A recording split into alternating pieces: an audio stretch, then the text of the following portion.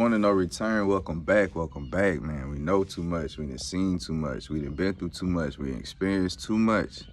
God has revealed himself to us too much over and over again for us to go back to the way we used to be, the way we used to think, react, and respond to life, man. It's your Holy Ghost homeboy, Slim.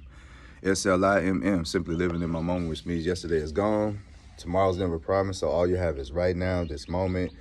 And I hope you fully living in yours because I'm fully living in mine, man. Just another quick word. I had a dream last night. I have vivid dreams. Like I said, I look at my dreams as education. I look at them as warnings, visions, communication. I look at, to see what my spirit man is doing and how he's doing. But yesterday, this particular dream last night, for some reason, and I do this sometimes when I can't sleep, I'll just come sit on my porch and just chill, just think and things like that. And in that dream, that's what I was doing. It was late, probably like in the wee early hours of the morning, like 2, 3, 4-ish. And it was people literally walking around my house, and they walked up to my door, and they didn't go in. They was looking at my windows and everything. So I went in the house, and I'm trying to tell my wife like there's people like snooping around, and she have not a care in the world. She looking at me like, well, we about to go outside, we about to go to the store. Like, she ain't just hear what I said. And I'm telling her, nah, we can't go nowhere. Like, we got to chill. I got to see what's going on. So I'm going from room to room, looking out the windows, and I'm watching them, and they watching me, you feel me? And I wasn't afraid of anything, but I was like, man, these people are really intrusive. They're really, excuse me, they're really close, you know what I'm saying? And they don't have no manners, no nothing. So I literally woke up from the dream, and I went straight to looking around my house, making sure my house was clear. Hold on. I was doing this. Yeah. I was doing this video, brother. Yeah, nah, you good. My bad, y'all. But yeah, so I'm looking around the house, and I'm just making sure that everything is good. That's what I do. And, I go look out my window and just making sure ain't nobody there. And then I try to go back to sleep, but I couldn't let the dream go. It was crazy. So when I woke up, I always asked God what these dreams mean. And he was just saying that I pray so much. I protect my family so well that they don't even know the dangers that's lurking outside and around us. You know what I'm saying? That's a good of a job that you do.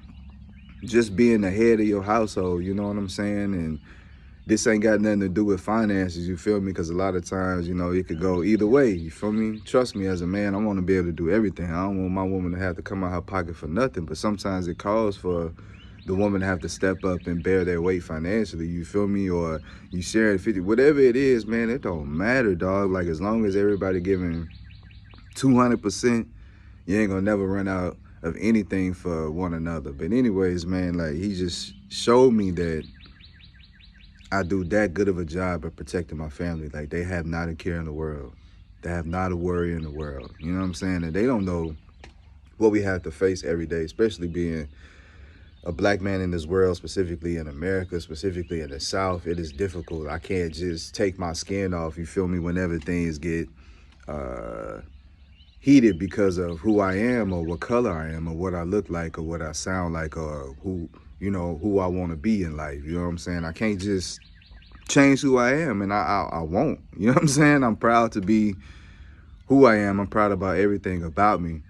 But we go out here and face the whole world, you feel me? Like, we have to defend ourselves, defend our name, defend our loved ones, defend our wives, defend our kids, and do all these things, and then go in the house like ain't nothing just ever happened. We got to go in the house like we weren't just in a bad situation. Like the other day, like I say, when I got into it with the cops the other day, it was a heated moment. It could have went any way. I came in the house joking, you feel me? And I told my wife about it, but I didn't deliver her the news in a frantic or I delivered it to her just straight up, you feel me? Like, this is what happened. And even, like I say, cracked a couple jokes. And that's the way you gotta be. Like, a woman needs a strong, still, quiet man, you feel me?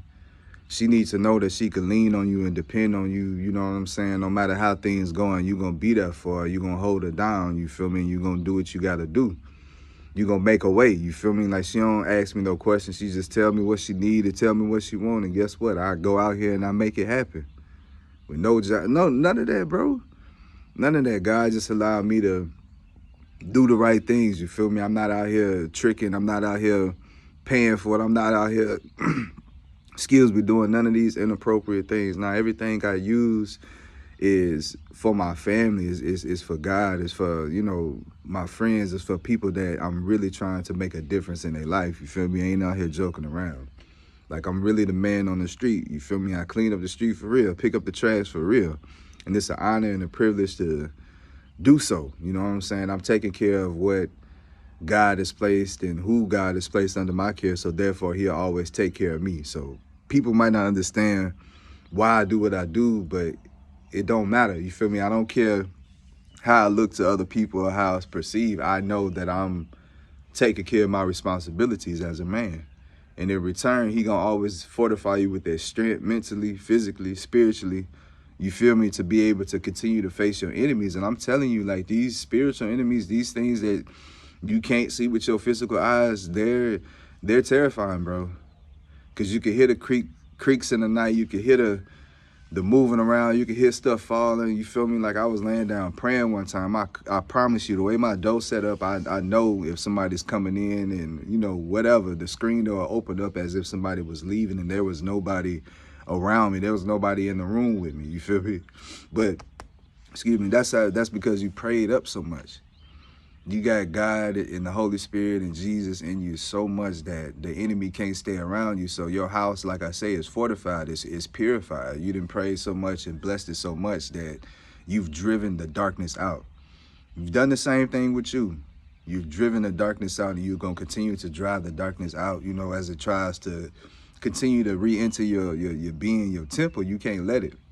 But that's what God's saying, bro. Like, you reached the level of spirit and a level of faith and a level of belief that it's actually protection. It's actually like a shield, a force field, and people can only come so much. Like I say, during that dream, the enemy couldn't enter my house, and I thought that was, like, interesting. They was looking around, they was walking around, they was snooping, they was doing this, they was doing that, but at the end of the day, they couldn't come in, and God was like, yeah, they can't cross over that threshold. So as long as you don't bring these enemies and bring these things back into your household, you good. You got rid of them. That means that the curse is broken. That means that stronghold has been severed and cut off. That means that nothing is holding you back from God, and God is not holding nothing back from you. You know what I'm saying? And that's because of the way you protect. You feel me? You man up, you woman up, you boss up, and no matter what you up against, you always, in that moment, you stand tall. It's like you don't even acknowledge the fear. You don't even hesitate. You don't do nothing. You feel me? And like I say, I know I've been praying to God, and the devil was right there. The enemy was all around me, and I felt at peace because I was like, he can't touch me. And then it got to a point, like I said, I just kept praying, and everything that's not of God has been forced to flee away from me. It has been forced to flee my house, has been unattaching itself to my kids, to myself. You can feel the negativity leaving. You can feel these spirits having to let go because you're holding on to God so tight. You feel me? Like you don't have room to hold on to anything or anyone else. You feel me? Nothing else comes before God. You feel me? Only thing that you want, and like I say, is the best. You want the best out of life. You want the best out of your time. You want the best out of yourself. You want the best out of others. You want the best out of your talents, your gifts, your goals, your dreams. You want the best, bro. And like, that's what God has reserved for you. But he said, just stay on guard. Stay on guard and keep protecting, bro. And like I say, people going to feel safe around you. They going to feel like they always on vacation. They going to feel like they always, you know what I'm saying, got presidential security with them. They going to feel like they always got somebody that's going to have their back, on speak up on their behalf, bro. And it's a good feeling to be able to provide safety and security, you know what I'm saying, to people. It's a good thing to be able to provide service and protection to people. It's a good thing to have people want to be under you because they know while they with you ain't nothing gonna happen to them. You know what I'm saying? That's a beautiful thing. But like I say, that dream, it shook me because, like I say, it be feeling so real. It be feeling so vivid. Like I felt like these people was really by my house, and like real talk that really happened to me. That really happened to me. That's another story for another time. But you feel me? Like I woke up, I was in a bad situation, and my door was open, and people was literally in my house.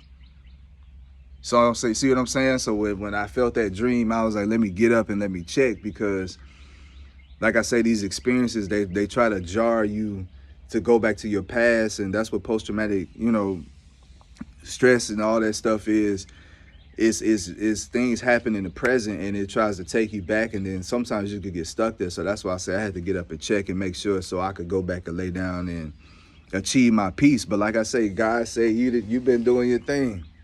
Keep praying, keep covering yourself, keep covering your household, keep speaking his name, keep him alive, let him live through you.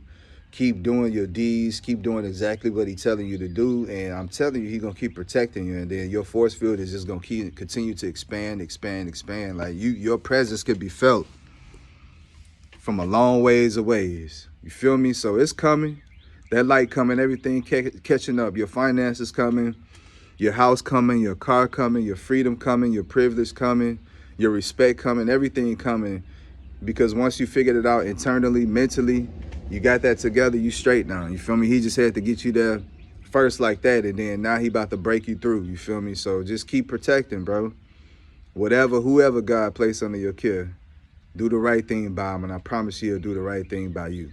But until next time, Slim.